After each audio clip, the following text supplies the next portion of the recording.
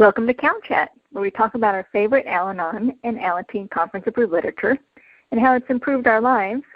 But first, the disclaimer. The comments expressed in this podcast are solely those of my own and the guests. This podcast is not affiliated or endorsed by Al-Anon Family Groups or the Rural Service Office. In fact, it doesn't reflect the views of any other institutions to which I'm affiliated or should be committed to. Identities of the guests have been changed where needed to protect the innocent. And no alcoholics were harmed in the making of this podcast. Hope you enjoy the show. And this is part 2 of episode 4, where the conversation with Jan continues. Now, Jan, turning our focus to outreach literature, what would you say is your favorite piece that you use for outreach purposes? Well, I like to use S25, and that's what I call 20 questions, did you grow up with a problem drinker? And I know when I first looked at these questions, it just shocked me because I thought it was just me, my personality, but I answered yes to 18 of the 20 questions. Okay. So when I saw that, I really did identify with growing up with a problem drinker. It led me then to our literature's Survival to Recovery on that subject and to just learn more about that. Yeah, same for me. When I had my very first meeting, someone gave me this leaflet, and I answered, I think, yes to all 20 questions, but I thought it was really spooky in a way because I had spent most of my life trying not to tell people what was going on, keeping things a secret about how crazy my household was, when I was growing up. And so a lot of people didn't know the real me, but then this leaflet, after I answered all these questions, yes, it was almost like they were saying, whoever created this questionnaire, said, we know who you are. Mm-hmm. I thought, I don't even know who created this questionnaire. How can they know me better than my family, my own family? This questionnaire just knows who I am.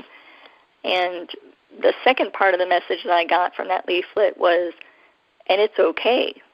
We know who you are, and it's okay. And I'd never been given that sense of comfort. It was always, we know who you are, and if we find out who you are, you better change to be more like who we want you to be, or who my parents want me to be, that kind of thing. But this leaflet made it seem like that is completely okay. However you are is completely okay, and you're welcome here. Right, yeah. And what it also did for me is it kept me coming back for me. Because I didn't come into the rooms because I grew up in an alcoholic home. I came in the rooms because of a current situation with an alcoholic, and I wasn't in touch at all with what was going on and how that affected me when I was growing up into the decisions I was making as an adult. So when I realized, okay, I guess I do meet the criteria here, 18 out of 20 yeses, then I knew, okay, I belong here. No matter who's drinking around me or not, I belong here for these reasons. And that's why when I've done workshops at conventions, I like to use the 20 questions as our little handout. And sometimes, actually, I've built a workshop around the 20 questions. Oh. And it's really powerful to see how many people really identify that never in the past even thought at all that, that was 30 years ago or a long time ago, or my mother or my father, they're not even alive anymore. How could I still be affected?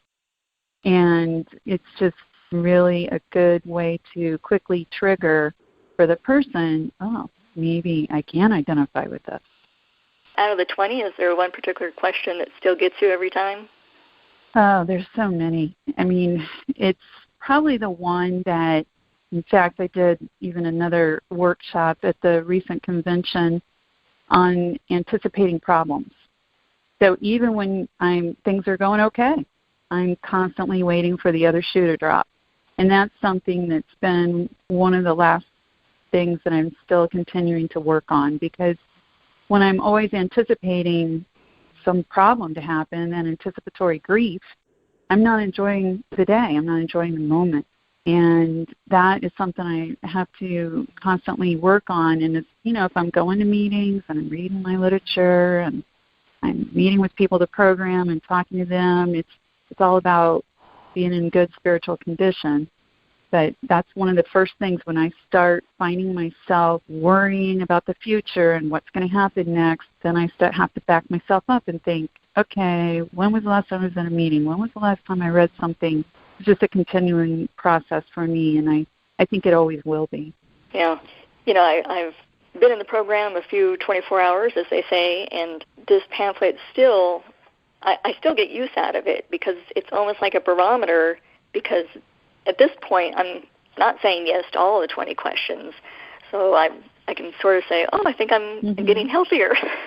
Right. I don't think there'll be a time where I ever say no to all of them, but it is nice to know that, I'm not getting 20 out of 20 anymore on that. Right. That's true. The other good thing about it is that as of right now, when we're recording this, 2016, it's only 3 cents.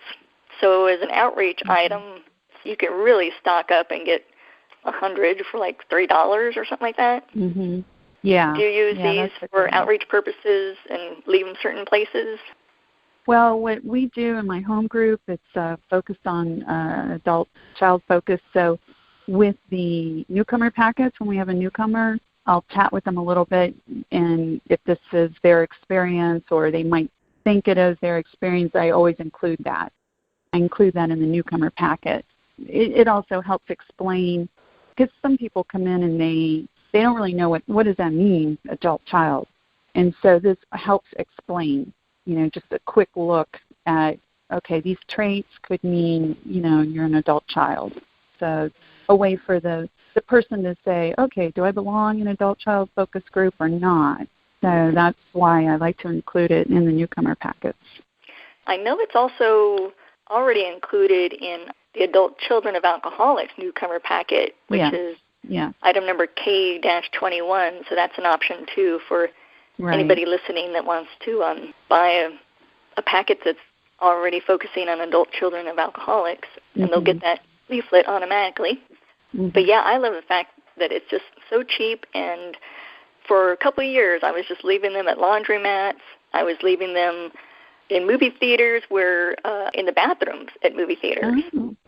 And the reason I did that is because I was trying to do outreach or reach out to my previous self. And when I was really going through some hard times, I would go places to escape or to hide. So I was always, constantly trying to leave, saying, I need to go do laundry at the laundromat. I'm going to be gone for a couple hours, because I just couldn't deal with what was going inside, where I was living. And I would go and sit in a laundromat and read, and so I'm hoping that all the leaflets of this particular leaflet that I left, hopefully maybe somebody that was doing the same thing I was doing years and years ago, that maybe if they're looking around for something to read in the laundromat, that they would read this, or if they went to a movie theater alone just to get away and escape for a while, once they go in the bathroom, they might find this. And and I would have to just leave it and not worry if someone was going to throw it away, or the maintenance staff was going to throw it away. I just had to kind of give that up to, my higher power, let go and let God, and hopefully, out of the 100, maybe it just reaches one person. And the thing about outreach, it's just about planting a seed. Maybe they might not go to an Al-Anon meeting that day or that night, but they might remember reading that piece. Right. And at the bottom of the 20 questions, it just has a sentence or two explaining alcoholism. It is about the family. It's a family disease, and those of us that did grow up with it sometimes have problems, and they can still be helped by the Al-Anon program and the steps. And I think some people don't realize that, and they just think, well, it's for people whose spouse has a problem with drinking, but this says it right here on the little leaflet, so you don't need to leave a big bunch of literature, just this one piece of literature has it all in there in a nutshell. It does. I'm looking at it right now. This is wish I could read it verbatim, but for those listening, you'll just have to pick up an S25, and that's S as in Sam, -25 leaflet. Did you grow up with a problem drinker? Well, we're coming near the end now of the show, and this is usually the section reserved for last words, just kind of any final thoughts that you'd like to pass on to our listeners. Yeah, just that I've learned to be a human being and not a human doing, and that self-care is not selfish. Boom! You just dropped a bomb. I need to put in like an explosion sound effect right there. Just blew my mind. Can you say that last line one more time? Self-care is not selfish. Ah, fantastic. That's got to be a bumper sticker. Someone's got to get on that. Make a bumper sticker of that. Because I'll buy it and I'll put it on my car. Yeah, we should do that. Well, Jan, I've had a great time, and it's fantastic talking about this book, From Survival to Recovery, and Did You Grow Up with a Problem Drinker? They are both like peanut butter and chocolate. They go great together, you know? But they're also good separately on their own. That's right. I don't want to start any fights with the peanut butter camp or the chocolate camp, so I gotta say that little disclaimer there. They're good on their own too. Well, thanks. It's been great talking to you, Pat. Oh, thank you, and thank you for the audience for listening, and happy reading.